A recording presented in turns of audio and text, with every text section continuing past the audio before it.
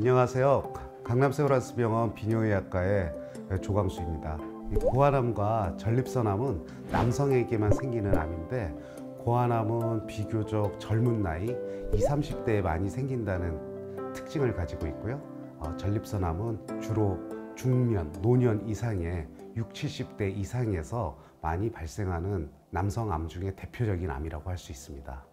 고환암을 일으키는 원인에 대해서는 정확히 알려져 있지는 않지만 발생 빈도가 높은 위험군에 대해서는 알려진 것들이 있습니다. 잠복 고환의 병력이 있었던 경우에 고환암의 발생률이 증가하게 되고요. 잘 알고 있는 병 중에 볼거리라는 것이 있죠. 볼거리 바이러스는 가끔 고환으로 침투해서 볼거리 고환염을 일으키기도 하는데, 볼거리 고환염을 일으킨 경우에도 이 고환암의 발생 빈도가 증가한다고 알려져 있습니다.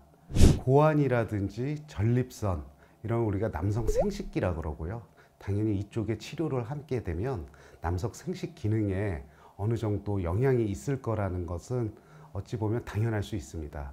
그런데요, 우리가 이제 특히 고환암 같은 경우는 치료의 1차적인 방법으로서 고환을 절제하게 되는데, 한쪽 고환을 절제하게 되면 고환이 정자를 생성한다든지 남성 호르몬을 생성하는 기능을 하고 있기 때문에 그런 기능이 떨어질 수 있을 거라고 생각할 수 있습니다. 하지만 양측성으로 발생하는 경우는 매우 드물고, 대개는 반대편 고환이 정상적이라면 생식 기능이라든지 남성 호르몬 분비 기능에는 큰 영향을 받지 않습니다.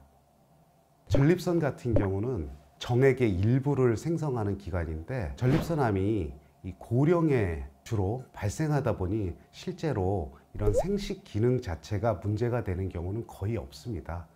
다만 요즘은 40대, 50대에서 발생하기도 하고, 예전과 달리 좀 결혼을 늦게 하는 경우, 이런 경우에 어떤 생식 기능에 문제가 생길 수 있는데, 또 미리 정자를 보관해 놓는다든지 하는 방법 등으로 인해서 생식 기능의 저하로 인한 그런 부분들을 해결할 수 있는 방법들을 가지고 있습니다.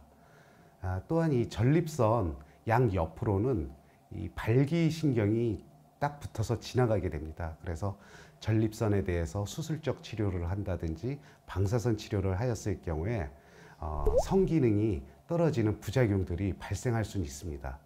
하지만 과거에 비해서 치료 방법이 많이 발전하면서 전립선 옆으로 지나가는 발기신경을 보존하면서 수술할 수 있기 때문에 이 전립선암 치료 후에도 발생할 수 있는 발기부전이라든지 이런 부작용을 최근에는 최소화하고 있습니다.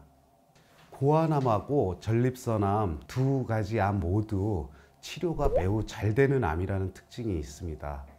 근데 간혹 치료를 안 해도 되는 암으로 오해하는 경우들도 있습니다. 전립선암이든 고환암이든 전체적인 치료 성적은 매우 좋은 편이지만, 이는 비교적 빠른 시기에 발견했을 때에 한정한 얘기가 되겠고요. 그래서 전립선이라든지 고환에 어떤 이상 징후가 느껴지면 빨리 치료를 받아보고 치료를 하는 것이 가장 좋은 방법이 되겠습니다. 고환암하고 전립선암에 대해서 말씀을 드렸는데요. 예방할 수 있다면 제일 좋겠고, 이 전립선암과 고환암에 걸리지 않는다면 가장 좋겠습니다만, 현실적으로는 조기에 진단하는 것이 가장 좋은 방법입니다. 지금 현재는 어쨌든 최선의 예방이라는 게 조기 진단인 것 같습니다. 그래서 항상 건강검진 소홀히 하지 마시고요. 그리고 비싼 거, 무슨 건강식품 이런 거 사드시려고 하지 마시고 골고루 드시면서 운동 열심히 하시고, 그래서 다 같이 건강한 삶을 유지했으면 좋겠습니다. 네, 감사합니다.